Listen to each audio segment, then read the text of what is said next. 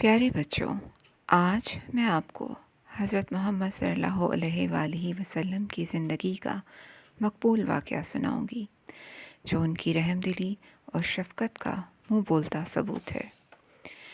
اعلان نبوت کے چند روز بعد نبی کریم صلی اللہ علیہ وسلم ایک رات مکہ کی ایک گلی سے گزر رہے تھے کہ انہیں ایک گھر میں سے کسی کے رونے کی آواز آئی۔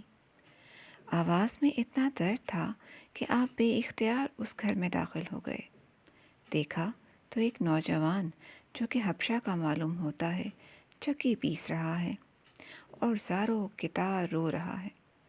آپ نے اس کے رونے کی وجہ پوچھی تو اس نے بتایا کہ میں ایک غلام ہوں، سارا دن اپنے مالک کی بکریاں چراتا ہوں، شام کو تھک کر جب گھر آتا ہوں تو میرے مالک مجھے گندم کی ایک بوری پیسنے کے لیے دے دیتا ہے، جس کو پیسنے میں ساری رات لگ جاتی ہے۔ میں اپنی قسمت پر رو رہا ہوں کہ میری بھی کیا قسمت ہے، میں بھی تو ایک گوشت پوش کا انسان ہوں، میرا جسم بھی آرام مانگتا ہے، مجھے بھی نیند ستاتی ہے، لیکن میرے مالک کو مجھ پر ذرا بھی ترس نہیں آتا۔ کیا میرے مقدر میں ساری عمر اس طرح رو رو کے زندگی گزارنا لکھا ہے؟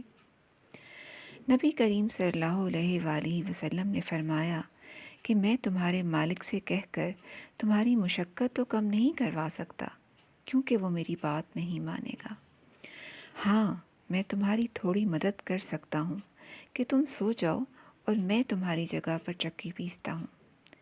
وہ غلام بہت خوش ہوا اور شکریہ ادا کر کے سو گیا، اور آپ صلی اللہ علیہ وسلم اس کی جگہ چکی پیستے رہے۔ جب گندم ختم ہو گئی تو آپ اسے جگائے بغیر واپس تشریف لے آئے۔ دوسرے دن پھر آپ وہاں تشریف لے گئے اور اس غلام کو سلا کر اس کی جگہ چکی پیستے رہے۔ تیسرے دن بھی یہی ماجرا ہوا کہ آپ اس غلام کی جگہ ساری رات چکی پیستے اور صبح خاموشی سے اپنے گھر تشریف لے آتے۔ چوتھی رات جب آپ وہاں گئے تو اس غلام نے کہا، اے اللہ کے بندے، آپ کون ہو اور میرا اتنا خیال کیوں کر رہے ہو؟ ہم غلاموں سے نہ کسی کو کوئی ڈر ہوتا ہے اور نہ کوئی فائدہ، تو پھر آپ یہ سب کچھ کس کے لیے کر رہے ہو؟ آپ صلی اللہ علیہ وسلم نے فرمایا کہ میں یہ سب انسانی ہمدردی کے تحت کر رہا ہوں، اس کے علاوہ مجھے تم سے کوئی غرض نہیں۔ اس غلام نے کہا کہ آپ کون ہو؟ نبی کریم صلی اللہ علیہ وسلم نے فرمایا، کیا تمہیں علم ہے کہ مکہ میں ایک شخص نے نبوت کا دعویٰ کیا ہے؟ اس غلام نے کہا، ہاں، میں نے سنا ہے کہ ایک شخص جس کا نام محمد ہے اپنے آپ کو اللہ کا نبی کہتا ہے۔ آپ صلی اللہ علیہ وسلم نے فرمایا کہ میں وہی محمد ہوں۔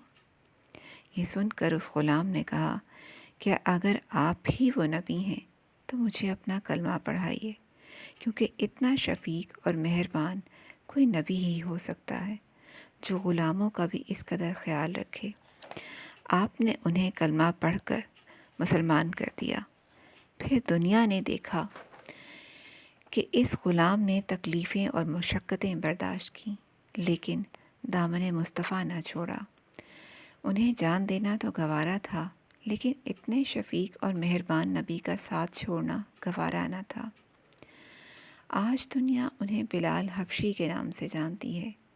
نبی کریم صلی اللہ علیہ وسلم کی ہمدردی اور محبت نے انہیں آپ کا بے لوث غلام بنا کر رہتی دنیا تک مثال بنا دیا۔